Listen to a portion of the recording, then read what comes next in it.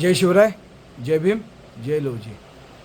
आज लोकसभेमध्ये संसदमध्ये जेव्हा पीठासीन अधिकारी जगदीशराव पाल हे होते, ह्यांनी माननीय लोकसभेचे विरोधी पक्षनेते व इंडिया आघाडीचे नेते माननीय खासदार विरोधी पक्षनेते राहुलजी गांधी यांना त्यांनी त्यांचे विषय मांडायला लावले. तर त्या ह्याच्यामध्ये त्यांनी विषय कुठला मांडला की आमचं म्हणणं काय आहे. आमचं म्हणणं एवढंच आहे ना की दलित, पिछडा, आदिवासी, ओबीसी ह्या लोकांची जाती गणना होणार कधी, आणि हे तुम्ही लिखित द्या आम्हाला की ह्याची जाती गणना आम्ही कधी करणार. ते सांगू शकले नाही. तर 10 वर्ष मोदी सरकारमध्ये असणारे अनुरागजी ठाकूर 10 वर्षे संसद भवनात तसे मंत्री म्हणून बसत आहेत.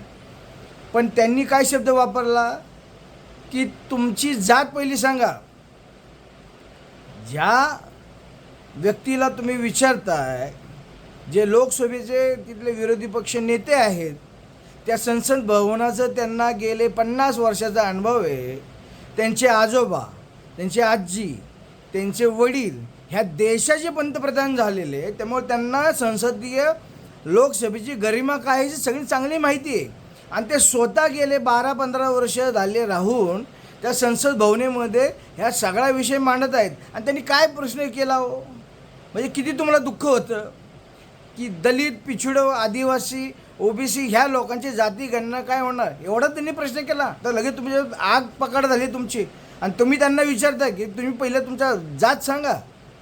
अहो पण लगेच माननीय उत्तर प्रदेशचे माजी मुख्यमंत्री अखिलेशजी यादव यांनी प्रश्न विचारला की ह्यांना कुठला अधिकार आहे, ह्या संसदेमध्ये अधिकार कोणी दिला की एखाद्याची तुम्ही जात विचारायची. त्याच्यामुळे एक लक्षात ठेवा, ह्या माझ्या सर्व दलित बांधवांना, मागासवर्गीय बांधवांना एक नम्र विनंती आहे. आणि उद्याच माननीय लोकशाहीर साहित्यरत्न अण्णाभाऊ साठेंची जयंती 141वी जयंती येते. तर आपण सगळ्यांनी आता निश्चय करायचा आहे की काही झालं तरी ह्या वेळेस महाराष्ट्रात हे महायुतीचं सरकार जे सांगतात ना की दिल्लीत लोटांगण घालतं, ते लोटांगण आपण सगळ्यांनी पाहिलेलं आहे. हे लोटांगण त्यांना असंच घालू द्यायचं आहे. आणि आपल्याला काही झालं तरी महाविकास आघाडीचा यावेळेस सरकार आणायचे आणि महाविकास आघाडीच्या सरकारमध्ये आपल्याला मुख्यमंत्री आपला करायचं आहे. हे लक्षात ठेवा. ही आता आपली सुरुवात परत एकदा केली त्यांनी, पण लक्षात ठेवा ही गोष्ट आता माझा दलित समाज, मागासवर्गीय समाज, ओबीसी समाज, आदिवासी समाज आता सहन करणार नाही. कारण आता त्यांना त्यांच्या मताची ताकद, ह्या मताची ताकद त्यांना कळलेली.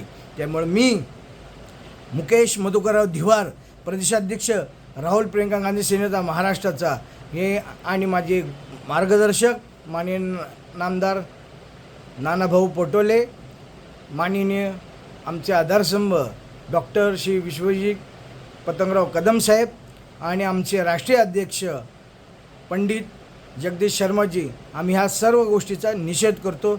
जय भीम, जय लवजी, जय महाराष्ट्र.